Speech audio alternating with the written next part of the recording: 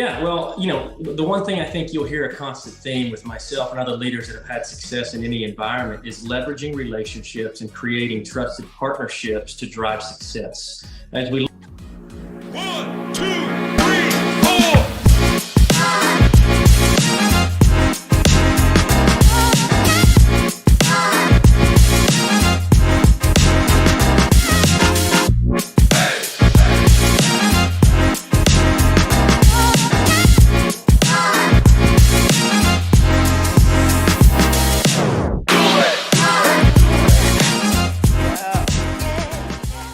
Hello, and welcome to another episode of today's Medical Sales Leader, where we dive into the world of medical sales and uncover the incredible stories and the incredible people making a difference in this industry. I'm your hostess, Claire Davis, and today we have an extraordinary guest with us. He's joining us all the way from Texas, Dallas-Fort Worth, and it's Chase Wasson. So Chase, welcome to the show. I am so glad you're here. We bumped into each other on LinkedIn, and I have been following your journey for a while now. So thank you so much. It's an honor to have you on the show. Well, the pleasure is mine, Claire, and can't thank you enough and the privilege and the opportunity to be a guest, and look forward to our conversation. Awesome. Me too. And you know what, if anybody here listening hasn't met Chase, be sure to follow him, like his stuff, get all over his content. He is making major waves in this industry right now. But let me ask you this, if you're listening. Have you ever thought about what it really takes to make a leader in the healthcare space? Well, Chase is not just an accomplished healthcare industry leader, but also a force to be reckoned with both on and off the field. So from being a state championship quarterback to that's why I'm really excited to have you here today, because I think it's so fascinating what makes us into the leaders that we are today. And when I found out that you had this deep sports background, I knew I had to talk to you about it. I know it's got to be part of your story. So do you feel like those early days and those underpinnings of teamwork and camaraderie and everything that you do in football has something to do with the way that you lead teams and companies today?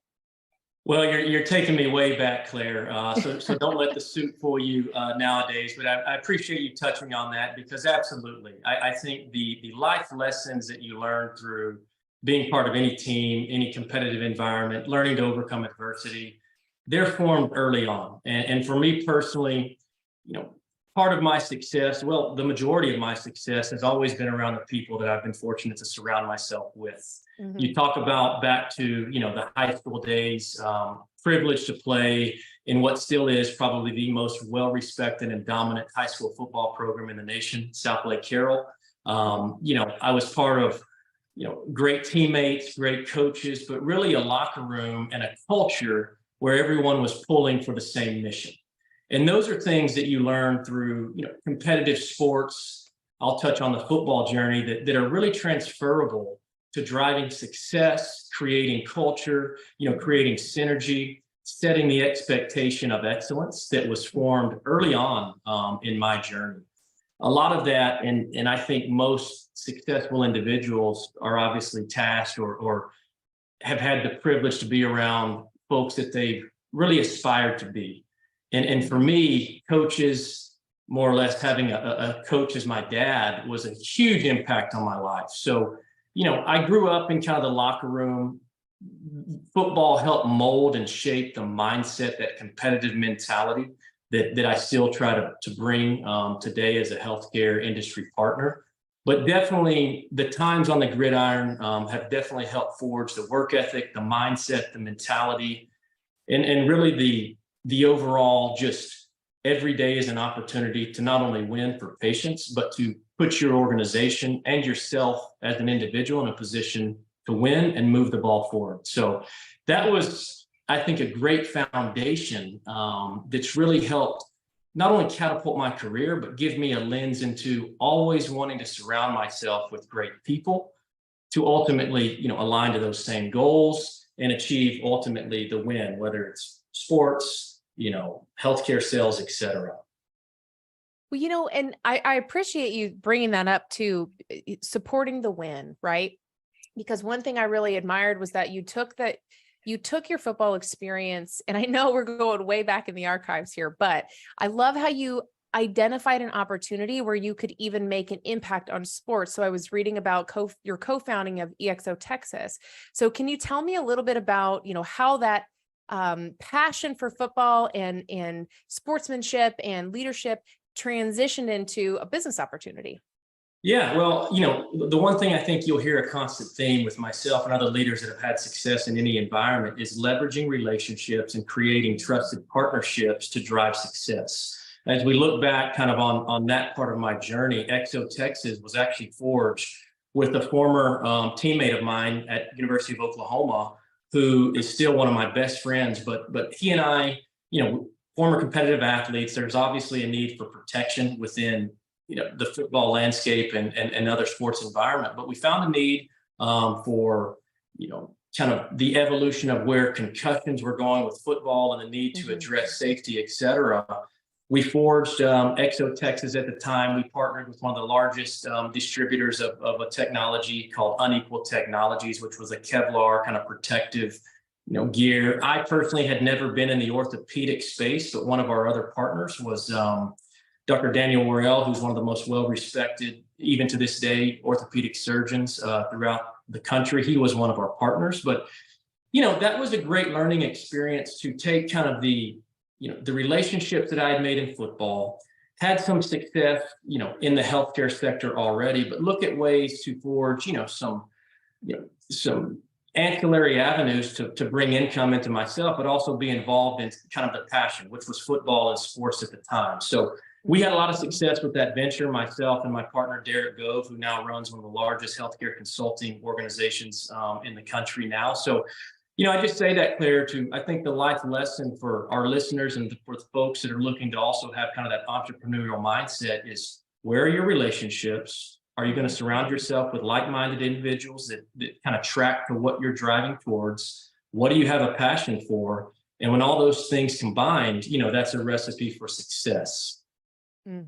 Absolutely. And, my husband and I joke all the time, like, there are so many different takes on how to build that network and how our network really ends up building us, and how difficult it can be to kind of fine tune what that network looks like. Who are we really surrounding ourselves with? So I love that you helped bring this mission to life by just involving such incredible minds, because that really shows me a collaborative effort. We don't always have to have all the answers, but really the power is when we can bring in people who are on par and as passionate as we are and experts in their industry, like, your friend who was a specialist in orthopedics.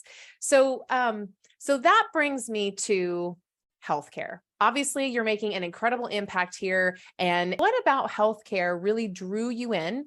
And I'd love to also hear how you've seen healthcare evolve over the last 10 years into what it looks like today from your perspective. Well, I will tell you, the only exposure I had early on to healthcare or pharma sales or device sales was Love and Other Drugs, the movie.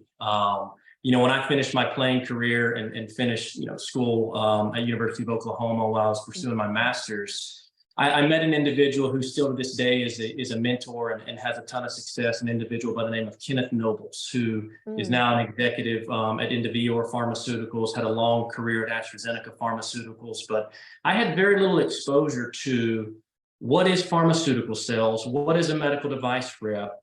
And fast forward, not to divulge a lot of time, but it was the relationship that I had with Kenneth that initially opened the door. And at the time, Claire, 15, 16 years ago, a lot of these organizations had what they call talent acquisition days.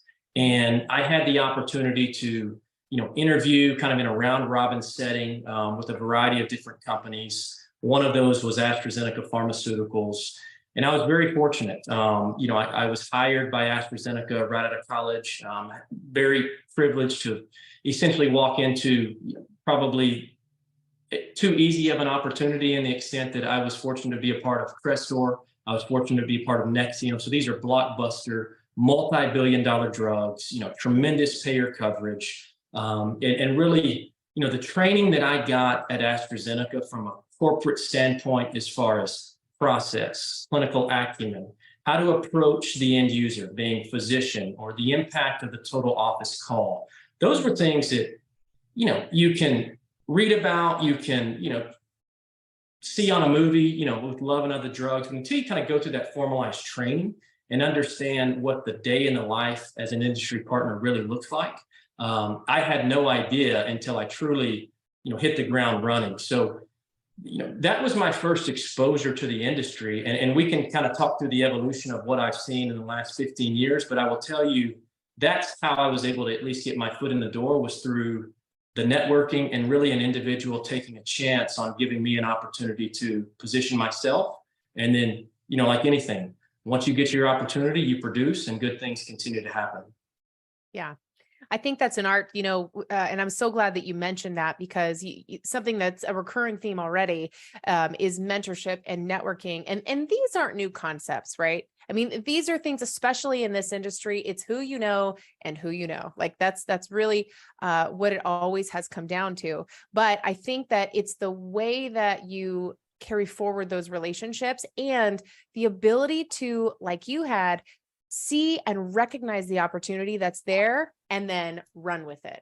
Because there's one thing to be presented with opportunities. There's quite another thing to actually leverage what's in front of us. So another thing I've really appreciated now that I've been following your journey for a while is that you do continue to expand upon the opportunities that come toward you, and the effects can be felt. It's almost like a contagious thing. Wherever you go, opportunity seems to follow. And in my experience with the executives that I work with their career branding, often I find that when someone has a roadmap that I can track along and see these successes, it's because it's not just that they're great at winning, but they've created a system for winning.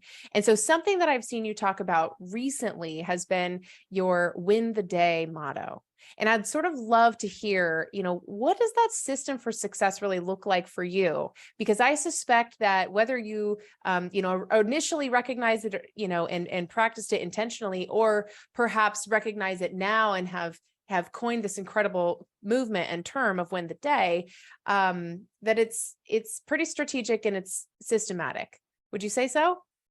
Well, I appreciate you highlighting that, and by no means did I coin the three words of win, the, and day. But when you put those together, when you combine it with a process, and I'm also a very big believer, Claire, in dream your painting, paint your dream. So part of the way I've tried to navigate from a career perspective is, and I'll kind of digress back to the initial, my initial journey right at AstraZeneca. I was in the primary care side of the arena. That was my first foray into what is healthcare, right? Mm-hmm. You've got great coverage for a product. You call them primary care physicians. It's kind of, you've got your small Rolodex of call points. That's not necessarily the big leagues of healthcare sales, right? But that's the process to start as a salesperson, understand, what's the impact of a primary care physician? Where are they then referring those patients? How is that impacting the IDN? How is that IDN tied to the payer? What's the surgical ramifications of some of the ambulatory surgery centers that are tied back to that original PCP? So I say all that to say, when I started this journey in healthcare, I got in it very naive. As I started watching those that were having a lot of success and morphing their career, and you've touched on this, trusting the guidance of great mentors and great leaders to kind of guide and direct, the path of where I want to go, there's been a constant theme. And that theme is what you talked about, win the day. And kind of my mantra is, if it ends in Y, you choose to win the day. And so I tried to, emulate that, not only from a personal perspective, but that corporate grind, so to speak. And so that's from a tailoring my career standpoint. I've looked at every move I've wanted to make. Is it strategic? Am I going to gain knowledge? Am I going to gain a networking opportunity to continue to impact? And what is this job going to position me for the next opportunity? And I've been very fortunate through my career and journey that every step I've taken, there's been challenges, there's been different trials and tribulations, but they've been tremendous learning experiences for me to continue to impact both provider, patient, internal and external customer. Mm-hmm. Mm-hmm. And do you think that can you break apart a little bit what sort of specifics you mean, or maybe what are some hurdles that people who want to win the day will be overcoming with this new mindset? Well, a lot of it, right, is it's easy to talk it. It's a different model to walk it, right? And Mm, so I'm a big believer in not everyone has to be, obsessed with fitness, obsessed with reading. The new jive, right, is obsessed with cold plunge to really get your mind and body, in sync, et cetera. But mhm. I do think, kind of the process to win the day is having a process, having kind of a succinct, schedule, if you will, especially if you're in the healthcare sector as an industry partner. The days and nights can be very long. They're very erratic. It's constantly 4th and 1 from a productivity standpoint, that things are constantly shuffling. But kind of routine, I think, creates behavior.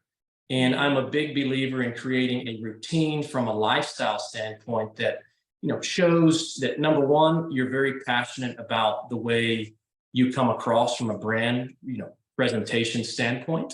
I think that's something for all, whatever line of work you're into.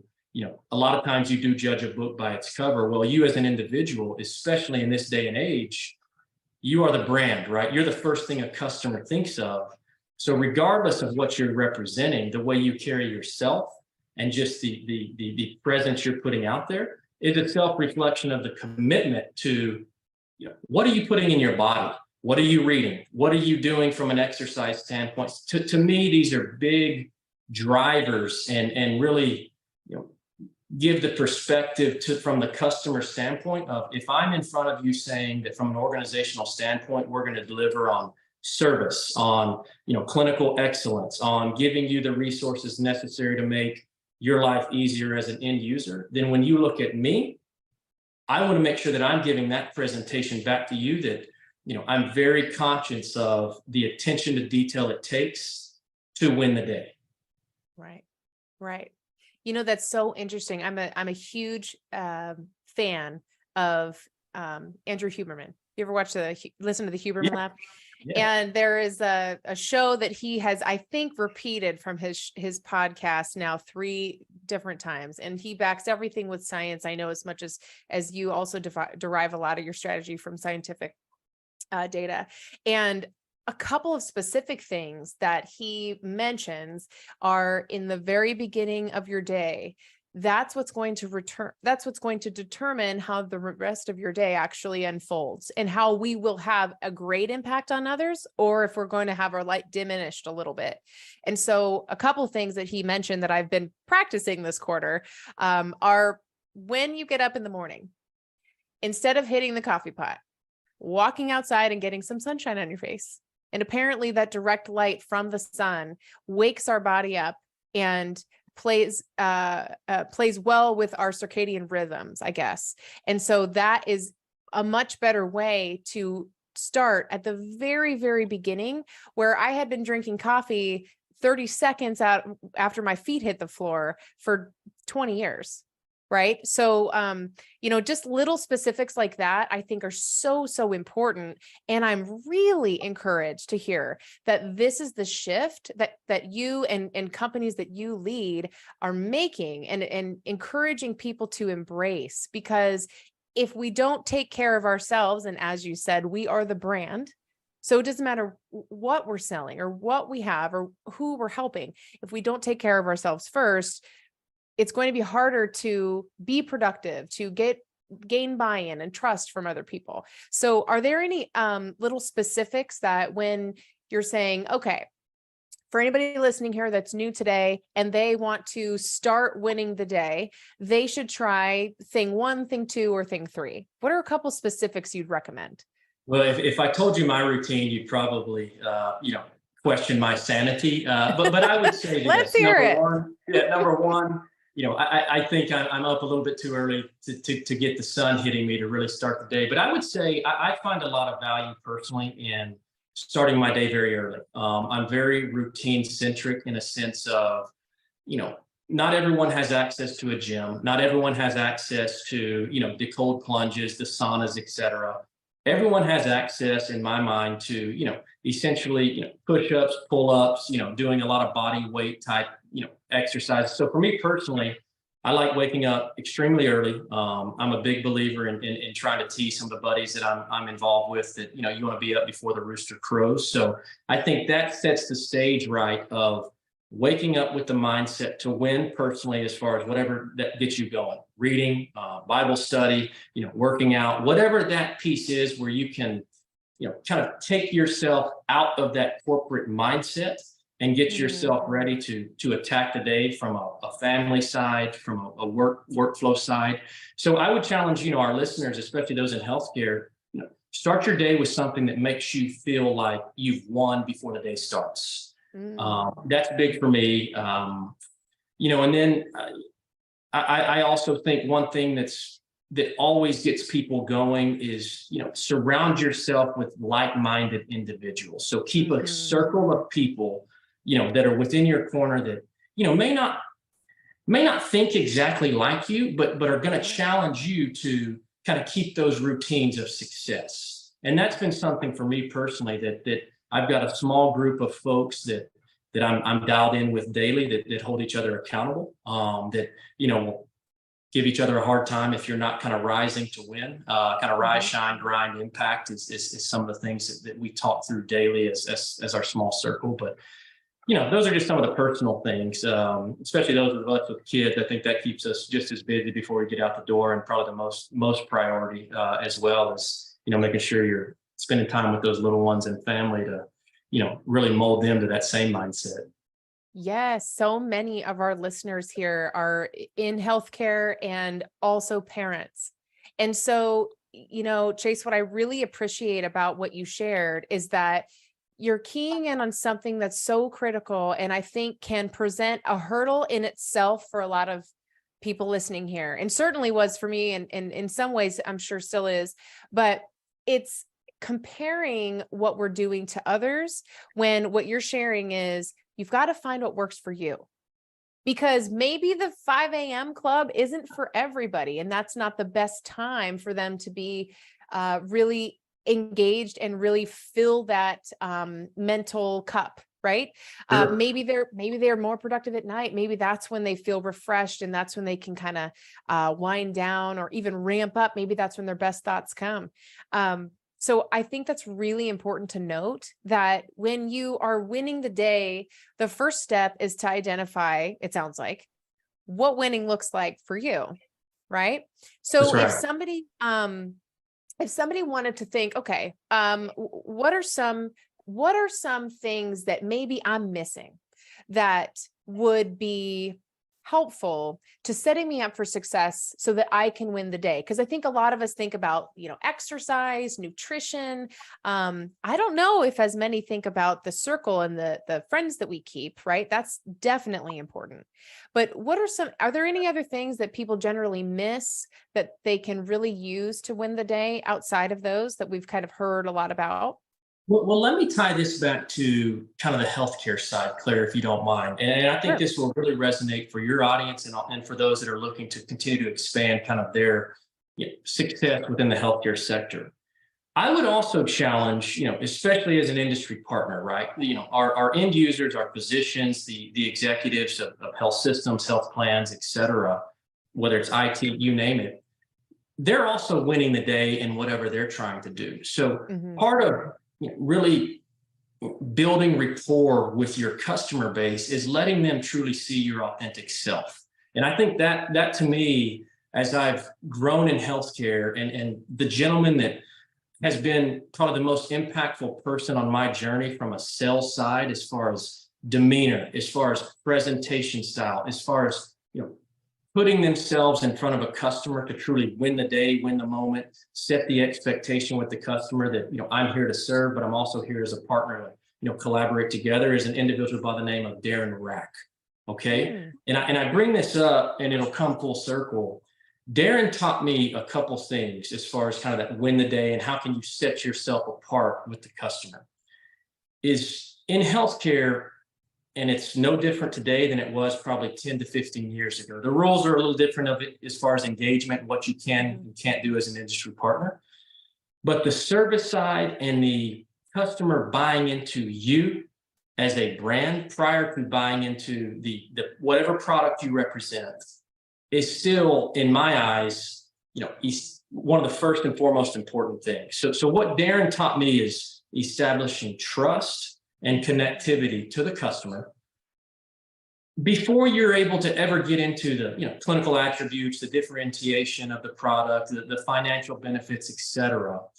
But those are things that I think are very transferable to your audience, and especially the way healthcare is moving, where our end users are controlled a lot by payers, a lot by pathways, a lot by automated decisions that are out of their control. Means Right. What are you doing daily as an individual or an industry representative to differentiate yourself? And part of that differentiation, I think, and what I've seen, is really creating that trust and that peer-to-peer kind of synergy with your customer base, where you heard me talk about, you've got a group of friends that you're talking with. My friends and my customers, I try to be the same people with. And I think when your customer can start to see, this is how this guy's wired, and we may not always align on the same thing all the time, but when they understand this is your approach, it's a win-win. And then the trust starts. So I did want to touch on that, especially to the healthcare side, is the differentiation comes in yourself, especially in kind of this commoditized world. What will you do to separate your brand from the competition? Yeah. It's amazing to me how trust really plays such a factor in business in every segment. I mean, really, we could be talking about any market other than healthcare and including healthcare when it comes to building that trust in your customer. You are so right. What I find is really interesting and an early learning when I was shadowing, when I worked at a precision medicine company way back when. I won't date myself right now, but and I was riding along with my first oncology sales specialist, and he was showing me the ropes. We're going in and out of the OR, and I remember things were changing at the company, and he knew that his time was going to come to an end with the company, and he was already on to the next opportunity that was coming. And so he was talking to his physicians here in the OR, and he said, "Hey, I just want you to know, Claire's going to be taking care of you. I'm going to be going to this other company." And I, as a young green rep, thought, okay, well, that's pretty much it. And then he'll probably have to start from scratch with this new product that he's selling with his physicians. But sure enough, that physician turned around and said, "All right," and we'll call him Terry. He said, "All right, Terry, what you got? I'll try it."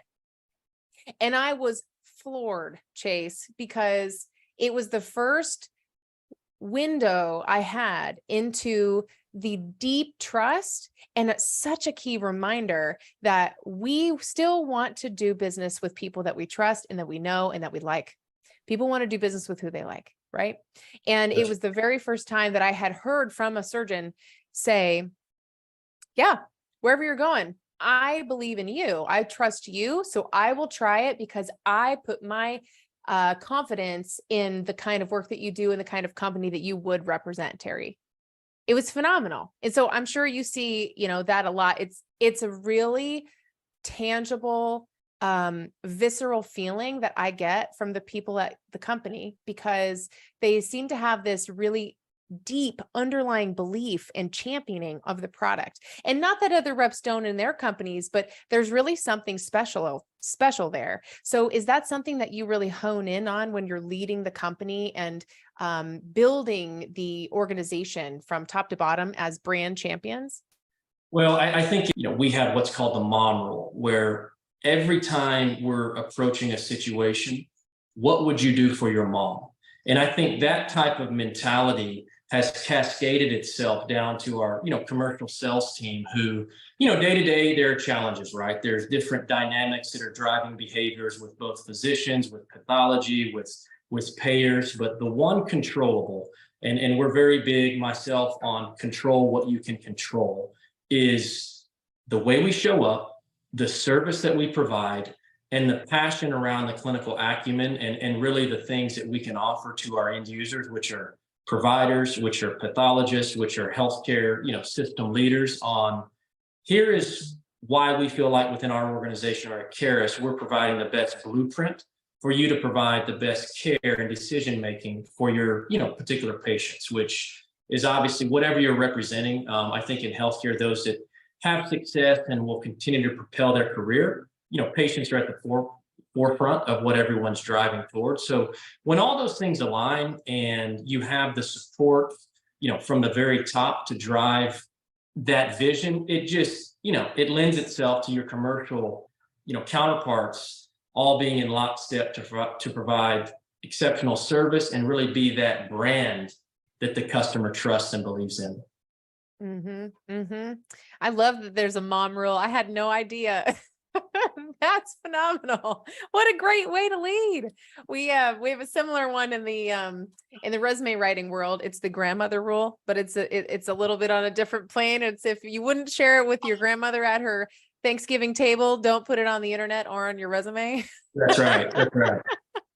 These matriarchs, they really have a lot to teach us, right? That's right. Your mothers, your grandmothers, I think they obviously mold you better than anyone. So those are great life lessons. Absolutely. So, you've been around the block here. You're 40 under 40 in cancer care. You're doing huge things in the industry.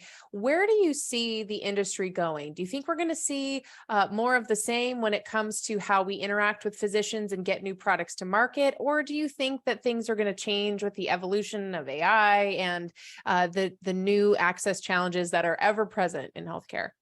Well, it's a great question, Claire. I can tell you from personal perspective, right? And we touched a little bit on this, 10, 15 years ago, as an industry partner, if your, particular customer wanted to use whether it's drug, whether it's device, they had autonomic decision power to say, yes, I want to use this. As I've seen the evolution, expand, contracts are driving behavior. PBMs and payers are dictating a lot of prescribing, habits with providers. In the space I'm in the precision medicine side, you're seeing a lot of consolidation of, hospitals developing their own internal panels.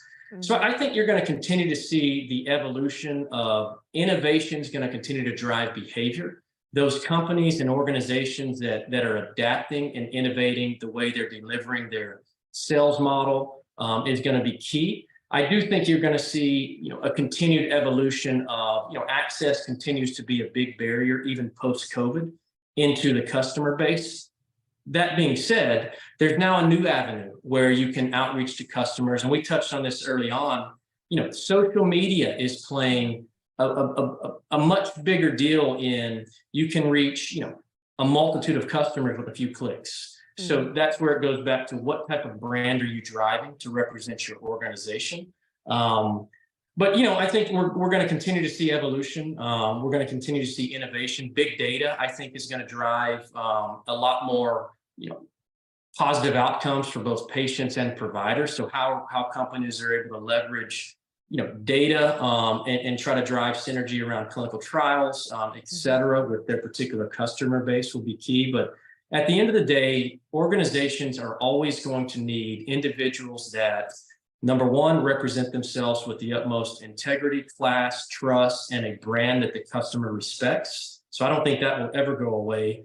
But I do think the evolution of AI, those that are staying up to par on how to leverage ChatGPT, how are you going to continue to stay up with the trends in the social forum and, continue to develop a personal brand while leveraging that for corporate success is where I think you're going to see organizations either thrive or kind of stay status quo.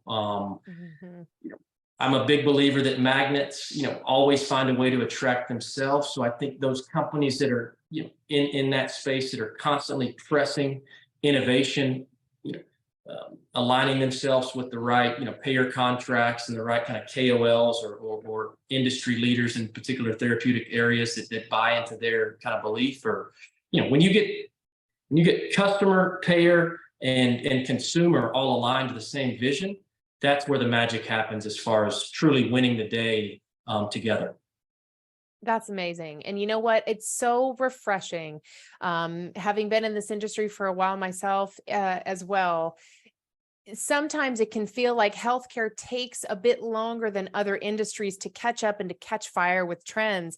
And there's a lot of reason for that, right? There's a lot of regulation there. We're dealing with health. We're not dealing with fax machines. I get it, but it's so refreshing. And I'm so inspired to hear from leaders like you and companies like yours who are really embracing this new way of social marketing and reaching our customers the way that they want to be interacted with. And I think that's what it has come down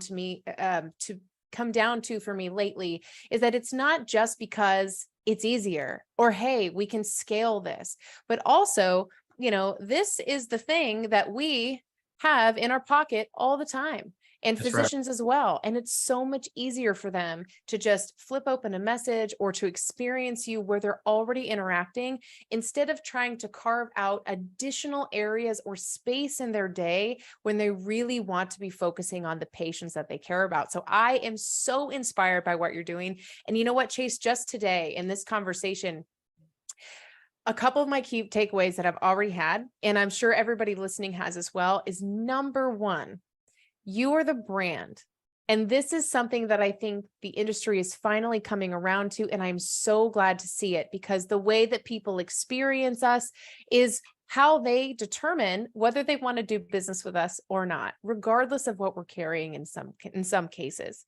Number two, because things are always shifting, it's really important to start creating those routines that can support us, not just professionally, but personally. Because like you shared today, if we're not taking care of ourselves personally, there's no way we can show up as our best selves professionally either. Which brings me to number three, winning looks different for everyone. So I love that you shared that if the day ends in Y, it's a great day to win the day, and it looks different for everyone. So it's really worth finding out what those things are that we can do that really fulfill us and set us up for success look like for us individually. So I'm on fire for this. I'm inspired by what you do.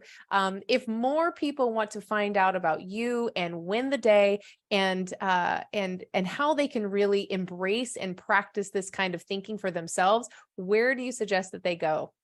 Well, first off, Claire, I can't thank you enough for just the opportunity to talk to you and be a part of this program. Honored, privilege, and know that you're doing tremendous thing, even in the resume world, et cetera. But, for me personally, I've touched on this. I've been blessed to be surrounded by great people, great leaders, great mentors, individuals that I truly aspire to be like. So, anyone that ever wants, a mentee type relationship, I'm on all the social forums, LinkedIn, Instagram, Twitter, Facebook. I try to keep a lot of stuff as private as possible with the family side, but LinkedIn, I would say, is the best way to connect. Authenticity is huge for me. So anything I can do to be a sounding board or give guidance. I've been honored and privileged to be a part of a lot of former athletes that are kind of graduating, and give them a little guidance on what does the healthcare industry partner life look like. And I will tell everyone, and I'll leave on this, Claire, everyone sees, I guess, maybe the glitz and the glamour of what could come of industry success from a financial perspective and what that can afford your lifestyle.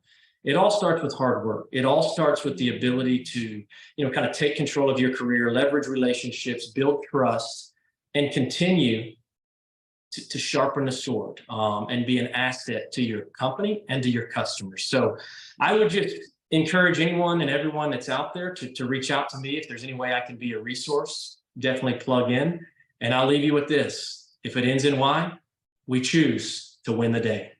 Yes, I love it. Thank you, Chase. You are an absolute gem.